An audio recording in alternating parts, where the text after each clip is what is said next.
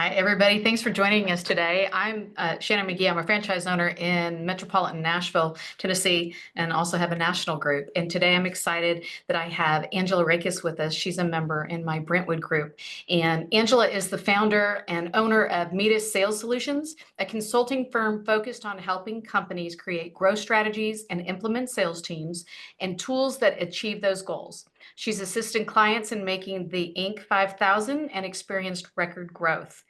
Angela has over 25 years of experience in selling for IBM, Xerox, and then at mid-sized companies as a seller and a sales leader. She supports CEOs and business leaders by clearly defining the sales strategy and removing obstacles to success. She is passionate about empowering sales teams and helping them achieve their full potential. Excuse me. Thank you for joining us today, Angela. I'm excited to hear from you. Hey, my pleasure. Thank you for that kind introduction. This is what I do, and to Shannon's point, I'm very passionate about it. I get a lot of clients in with a lot of different issues, and so as we go through this, I'm going to start off and kind of say, here are the typical problems that we see. And as I go through, do a thumbs up, do a sad face, do a whatever, and get a little interaction on, yes, I've experienced that before, or I've been there, or I feel your pain, just something. But, there's some camaraderie here in that sales is a universal issue and concern. Almost every company is got it in their mindset and top of mind on a very regular basis. So there's no shame if you've got issues and questions and concerns. That's why we're all here. That's why I love doing what I do, because I get to help people work through those. So let's get rolling. We're going to go to the screen, hit share, and thumbs up, Shannon. I got it right. All right, look at me. All right, so top 10 sales drivers. We're going to go through 10 actual action items and things you can do. So I want to give you guys some real meat and things that you can implement on your own to make a difference. That's really the goal of today.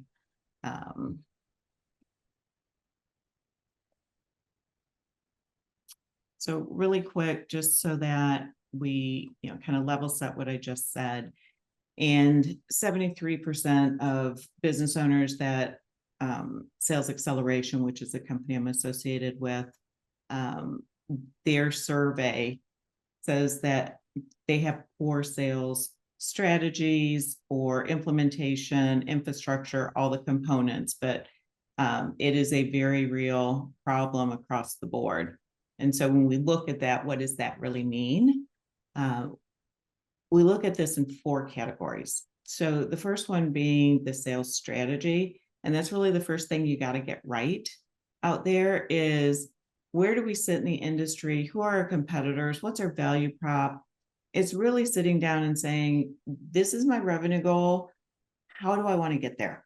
Right? Like, how do I get there? If you've got $1 million goal and you sell, $1,000 contracts, that's a long road, right? So you might want to rethink that, or you're going to have to put together an infrastructure and a team that can handle that type of volume to get you to where you want to go. But that is strategy. That is really figuring out where you want to go and how you're going to get there.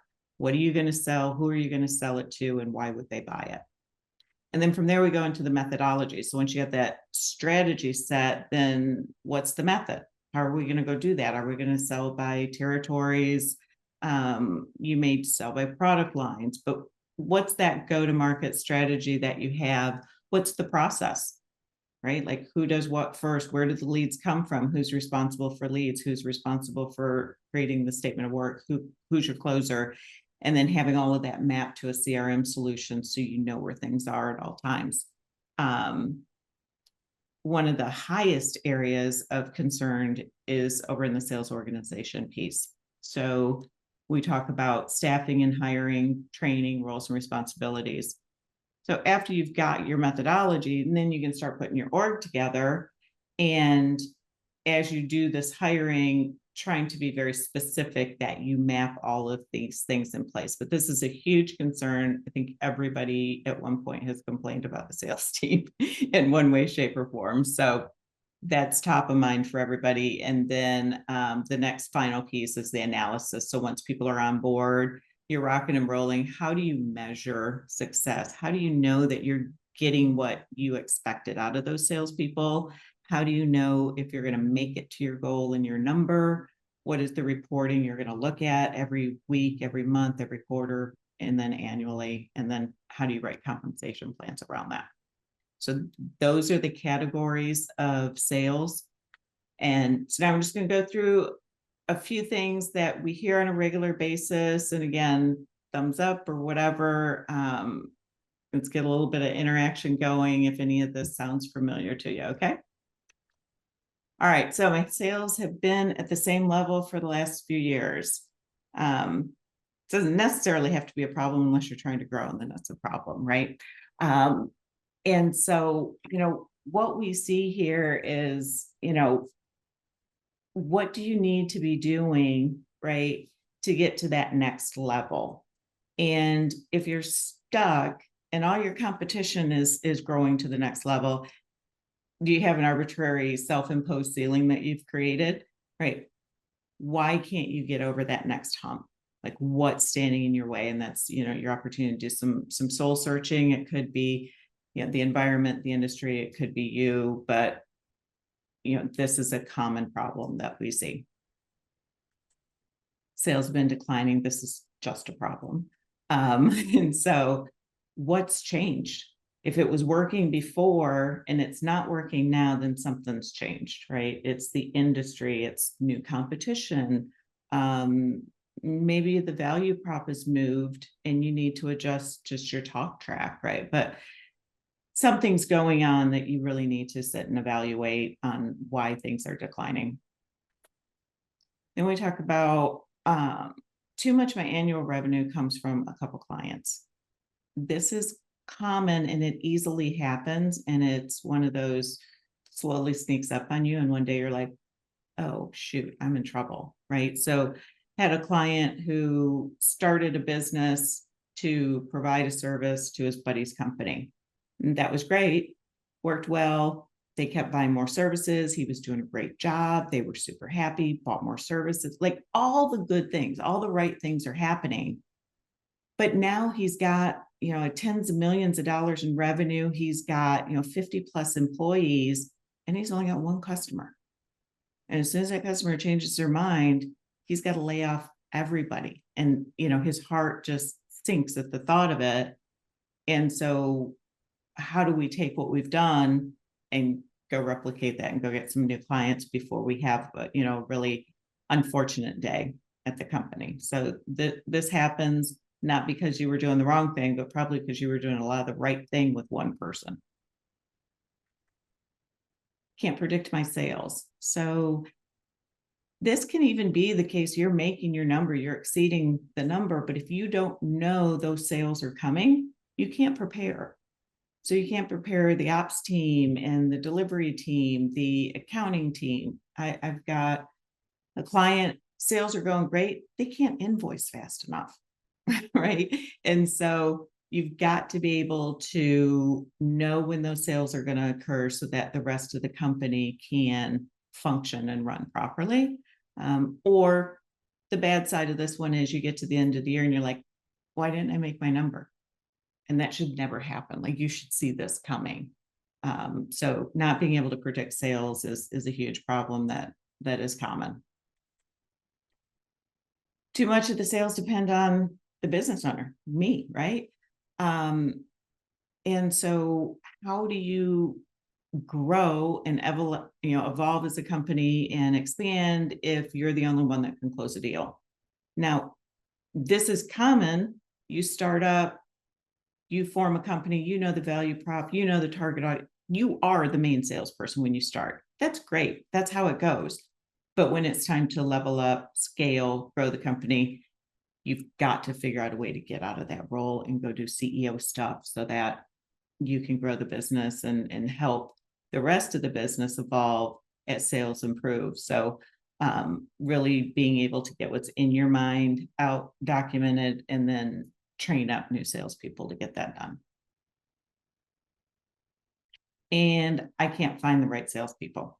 Hiring salespeople is hard. And we'll talk a little bit more about, the nuances of it and the action items, but a lot of people don't realize the cost that's associated with making a bad sales hire.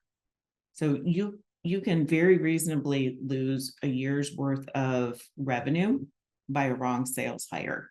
And that's because you have to onboard and then you let them sell or try to sell for a little bit. Nothing happens in 90 days. If you're quick to the gun and you cut your losses and you try again, you've lost a quarter or maybe more. And then you've got to recruit, then you've got to hire, then you've got to onboard again.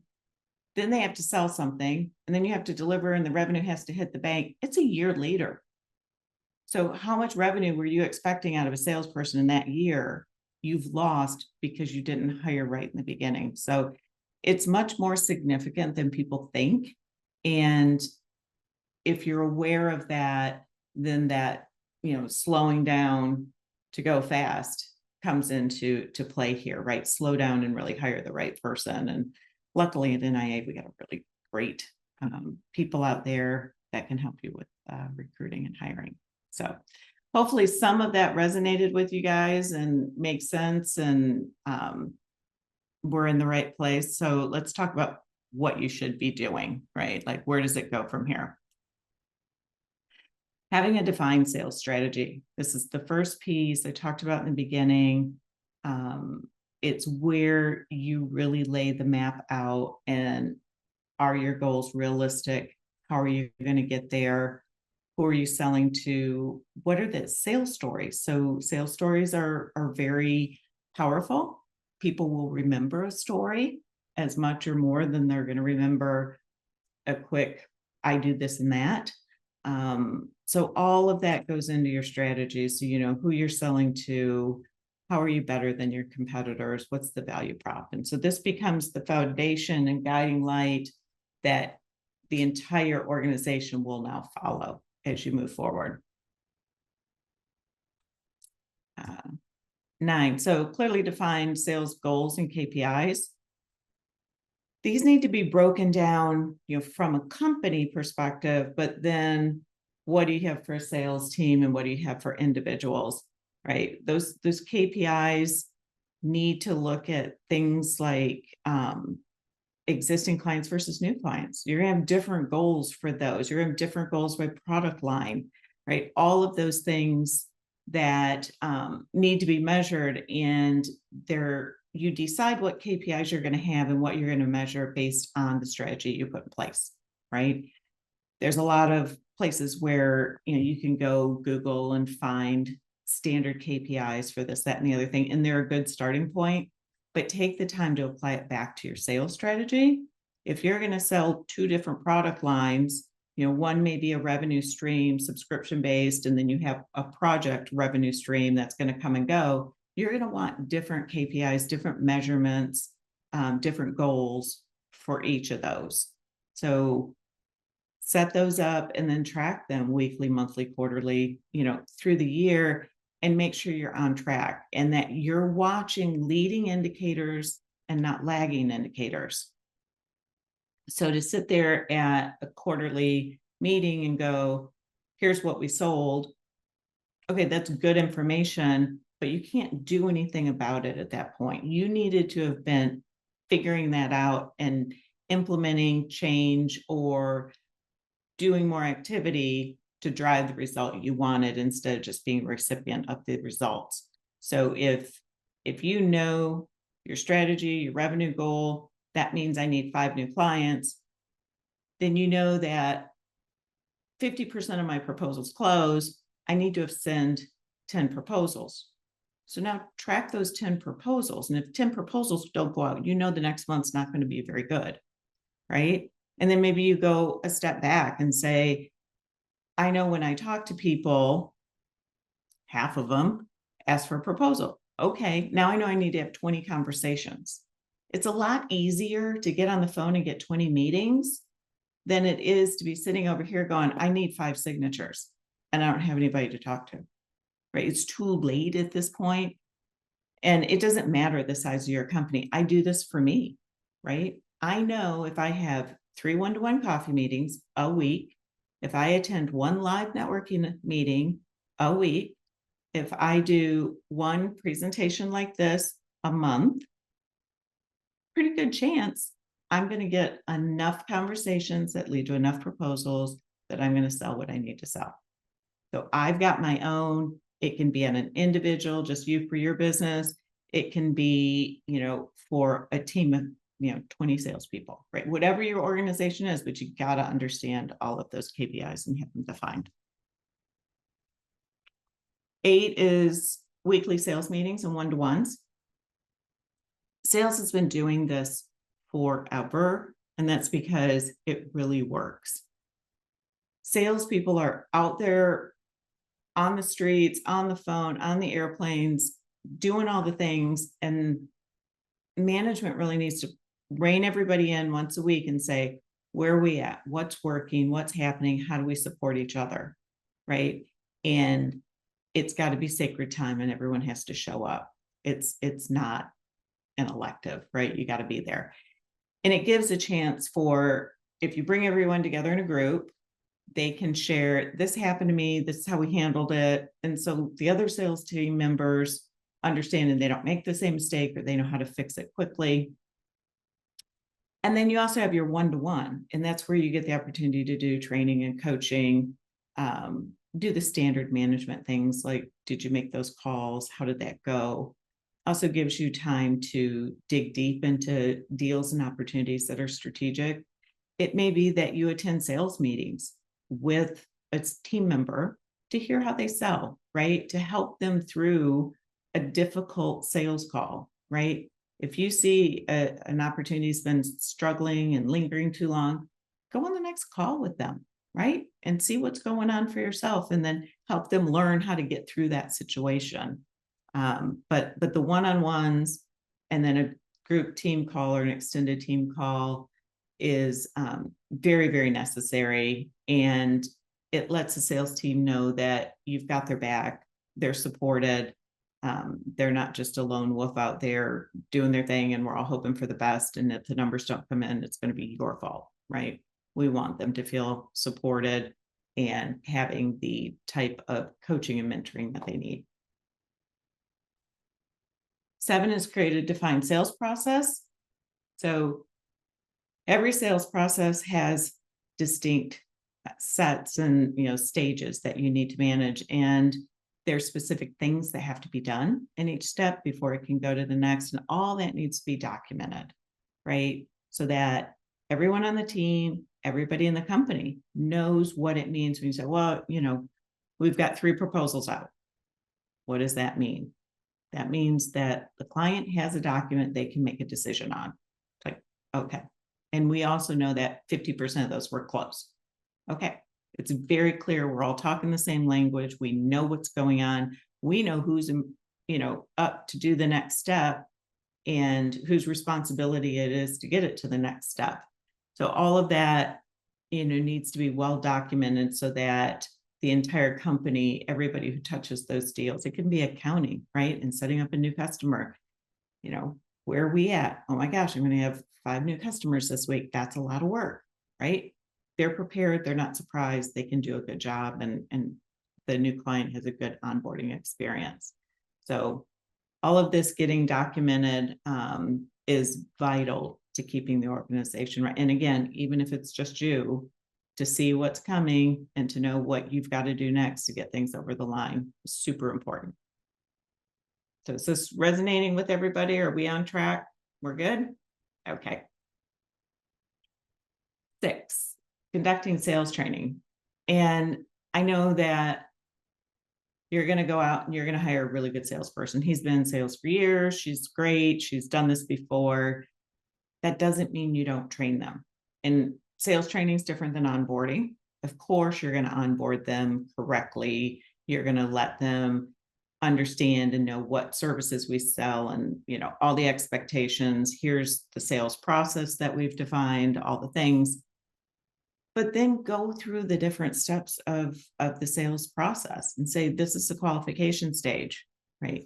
This is what a good deal looks like. This is how we qualify it. Here's an example of one of our best clients, right? So they can kind of get that persona and demographics of what they're looking for. What does good look like, right? Give me an example. What questions work? So you, as the founder, as the CEO, you probably know the secret things to say to get a prospect to maybe give you more information than they typically would. Teach the sales team how to do that, right? This is how you get out of being the only salesperson. And so take the time to go through the different sales stages and help them. Let's deliver a proposal. How does that look in our company, right? Let's set a rule. You never email a proposal out to somebody. You always deliver it in person. It's a rule, no excuses, right? But do that training so everyone fully understands how to do things in your business. Leverage sales technology. I actually think this is super fun. I love this part, but CRM is table stakes. Everyone needs a CRM platform. There's tons of them out there that are customized to all different business types and models. So pick your poison, but you got to have one. But now there's all these other sales technologies that help you.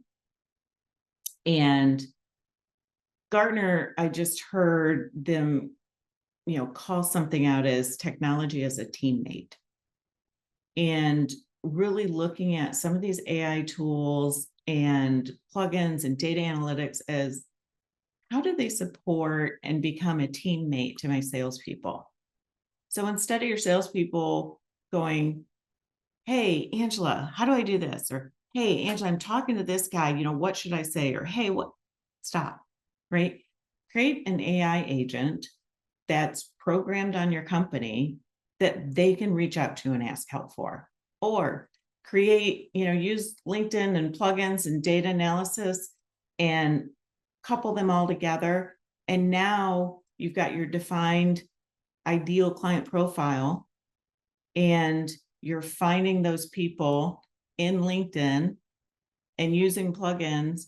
And now it's saying, here's who you should be talking to at this company. And here's the value prop. And here's a sample email. Right? Like, how great is that? Instead of trying to craft a customized email, it takes time, takes a lot of brain power. Just use technology.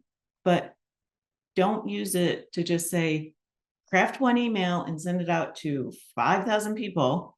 It's actually now using the technology to get customized emails one-on-one based on disc profiles. I mean, it's all in there. It's crazy fun. And we're putting this together for clients, and I'm just loving the results. And the clients are like, holy moly, this is good. But now you're doing customized emails on a rapid base, and it's, speeding up the process. It's letting your sales team be much more productive. And oh, by the way, it's also integrated with your CRM, so they don't even have to go code that in. So use the technology for speed, for improved accuracy, for data integrity into your CRM. Start with something play, but be doing something.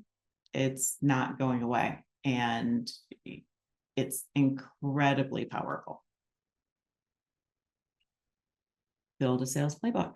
So now that you've done all these things and you've got your strategy and your org chart and how we're going to go to market, we've got our process defined, pull all of that together into a sales playbook. And then as you're onboarding new salespeople, but even as you're onboarding executives and leadership, right? They should know what the sales process is. They should know what our value prop is. They should know who our competitors are. And if they forget because you told them on their second day on the job and nobody ever remembers, it's all documented and they can find it. And it helps with, speeding up their time to productivity. Salespeople are going to become productive much faster and be able to go back to that playbook and look and not bother everyone else. Like, hey, has anyone heard of XYZ company? And you're like, yeah, they're our biggest competitor. We told you that. Sorry, forgot. Right? It's all in there. So create a playbook, keep it updated, use it for onboarding, and it really will enable the sellers to be productive faster. 3, right people, right structure, right role. So this really goes down into the hiring and recruiting. Hiring a salesperson, like, oh, they're a great salesperson, I got it, doesn't work. You need to have defined the role that you're hiring for and hire for that role. Have a real hiring recruiting strategy, right? The salesperson that's really good at hunting is not going to enjoy farming, and farmers aren't going to be great hunters. And so if you don't know the, kind of the sales terms and what those mean, it becomes hunters are going out and capturing brand new clients. So they're out there doing the networking, they're talking to strangers, they're taking on the competition, they're speaking at industry things, right? They're going for it.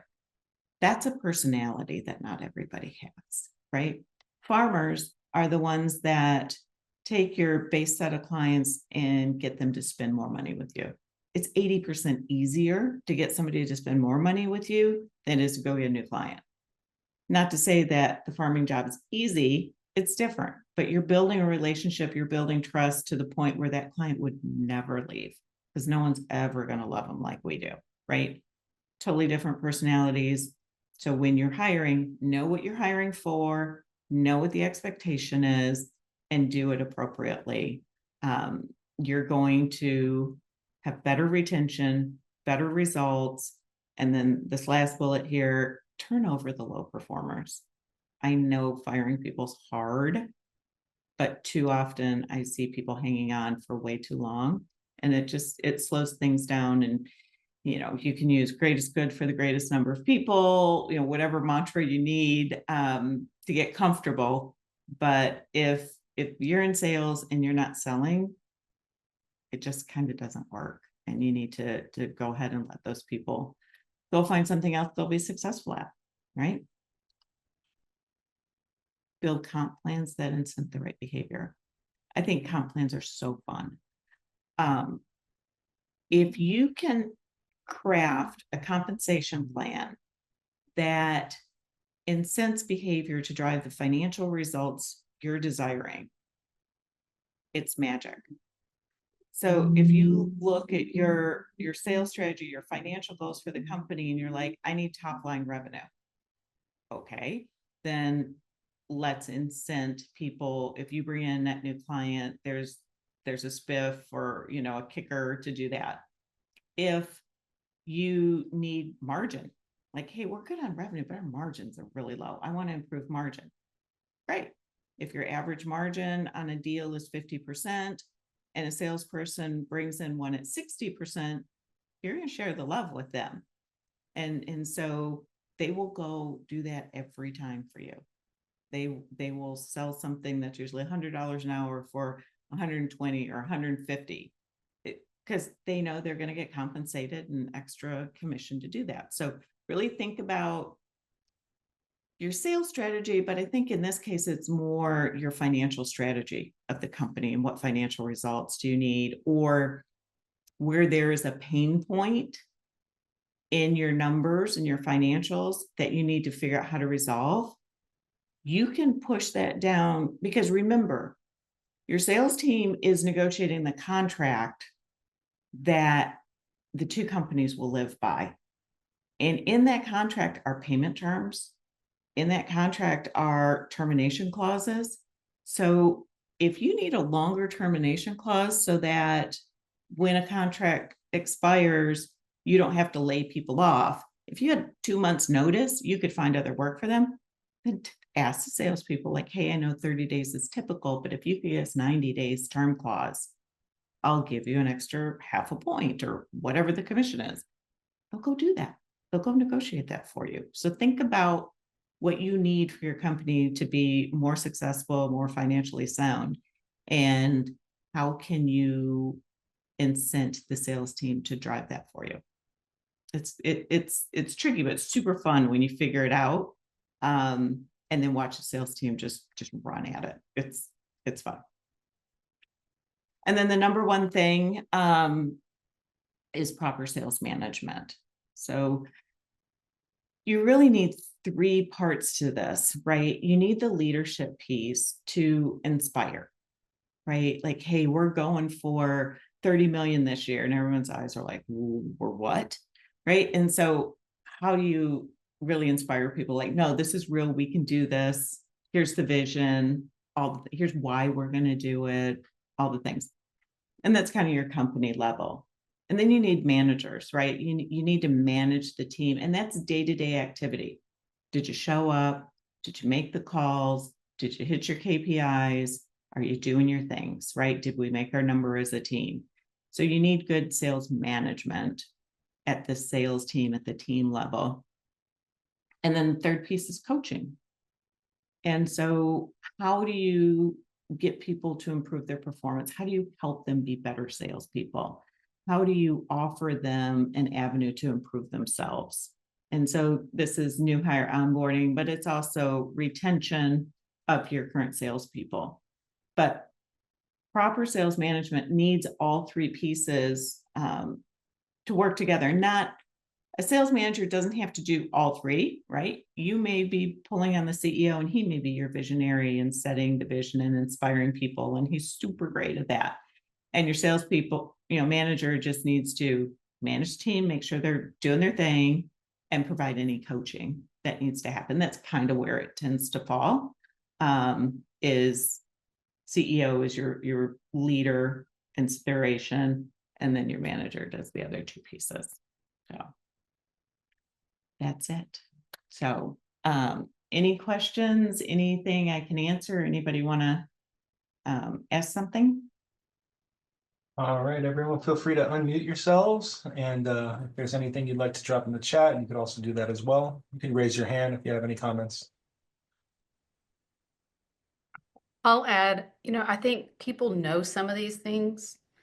I mean, I think some of it's intuitive, but I like the way that that top 10, there was a logical progression to that I think even the small business, the solopreneurs on here can do any of those pieces, right? They just reframe it a little differently. But I like the way that this was a plan, because the only way to get the outcome you want is through a plan, Correct. Yeah, this fits all sizes. It's universal advice. It may look different. You may be all three pieces of the puzzle, or you may have a huge team, but at the end of the day, they're fundamentals. And it's not that you might not know all these things, but it's easy to forget. You're running a business, you're going 90 miles an hour, and you look up and you're like, oh shoot, right? I got to fix this, right? Or I didn't hire correctly and now I got to fix this, right? Whatever the issue is, we've all run across them. Does anybody have any questions? I had put a comment in there that I think a lot of small businesses or businesses in general think all you have to do is hire a good salesperson, right? Like you've got the experience, we're hiring you. And then they don't support them. They don't give them systems. They don't train them on your product, right? And there's this separation of sales and operations, so much us and them. And it's one of the reasons I see a lot of people just fail and don't understand why they're not growing. We got a couple questions in the chat here from Anna. I'd love to get more info around when you should start thinking about hiring a salesperson. It's like I need a part-time salesperson, but with a full-time mindset to learn our business and sell well. That's a question that a lot of people struggle with because it's a big investment, and we're not all ready for that. But keep in mind, there's solutions. So if you're ready you've got to have the lead gen to support a salesperson. It's the first thing. You can't just hire a salesperson thinking, oh, that's done. They do the whole thing end to end. You've got to have something to feed them. They've got to have leads to work. But if they've only got enough leads for part-time, that's okay. There's resources, there's outsourced salespeople where you get a dedicated salesperson. They know their business, your business. They're working for you.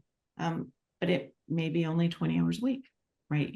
There's some really great solutions out there that can scale as your business scales. But as long as you've got leads for them to follow and chase and business to close, you'll be okay. But if you don't have leads and you don't have a pipeline, just throwing a salesperson at it's not going to fix the problem. Mm-hmm. It's just going to get expensive. Rakis. All right, and Lori C, she asked, where can I find more information on the plugins for LinkedIn? You know, I've got a lot of my stuff just searching chat and searching plugins at LinkedIn. But if you want to reach out, like so trying to think, there's Crystal Knows is one that will kind of do the disc profiling and help you craft a message and learn how to speak to that prospect. So that's really good. Knowledge Net is a good data analyst. So think of like a Zoom info or a big database of people and contacts. They have a plugin with LinkedIn that, you know, can help you do that searching and filtering and that kind of thing. Sales Navigator is fantastic. It will help you create lead lists. So you can put in your profile of your ideal client and it will just search constantly and every week send you, hey, we found 5 new people that fit your profile. You take those 5 people and you go try and connect with them. Those are the 3 I use all the time. All right, does anybody else have any questions, comments? Feel free to unmute. You guys are awful quiet. Hey, Sure, you have Angela, I questions have in a your sales question. process. Angela, a quick question for you. What are some of your favorite KPIs you like to track? So for me, I have a team that goes out and works, but I'm the only salesperson. So are there any KPIs you recommend for me to track on a daily, weekly, monthly basis? So when you look at your sales process, what's the beginning of it? And like every stage you could have a KPI. So the first one could be, I need to send X number of emails out to prospective clients that fit my profile. I need to send out X number of LinkedIn invites if that's how you're getting your leads. But however you get your leads and conversations started, that needs to be your first one and kind of work through your sales process. You know, I need to have this many proposals sent, this many conversations, right? And just kind of work through the process. I gave you mine as just an individual. I know I need to go to networking meetings, right? I know I need to have one-to-one coffees. I need to do these things. Yours is going to be different, likely. But I think you need to start with the very beginning of your sales cycle and how much outbound you need to do to get, you know, to the end result you're desiring. Thank you. Mm-hmm. All right, thank you very much. Is there anybody else before we close the session? Anybody have any questions? I'm surprised there's not more questions because there's a lot of businesses struggling with sales right now. It's a universal thing. Yep. Everybody's interested in it.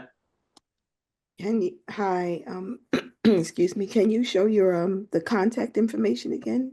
The last screen. Thank you.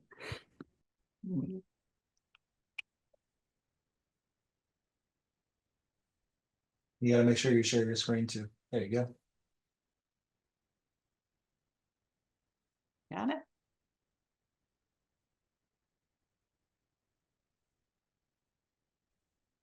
No, this was really good. Reach out if you guys have any questions or anything. I'm happy to support my NIA family. Shannon always laughs when I call it my family, but I'm absolutely here for you. All right, right on. Well, thank you very much, Angela. And I'd like to encourage everyone here to join us next week on the 26th. We are going to have the founder quarterback in the meeting. It's going to be Mr. Scott Talley, subject maximizing your NIA membership. So you're going to find a lot of things around and about NIA that maybe you are not quite familiar with yet. Maybe some bells and whistles that you haven't experienced. So do check that out. Same time, same place. Followed by March 5th, first Wednesday of the month. It's going to be Network with the Nations. And followed by Donna Olivio, Breaking Barriers into Government Contracting. So that should be a lot of fun. I do encourage you guys once again to come back. And thank you very much for being here. And thank you, Angela. This was wonderful. My pleasure. Thank you. All right. And thank you, Shannon. See you next time. Bye-bye. Bye-bye. Thank you, everybody.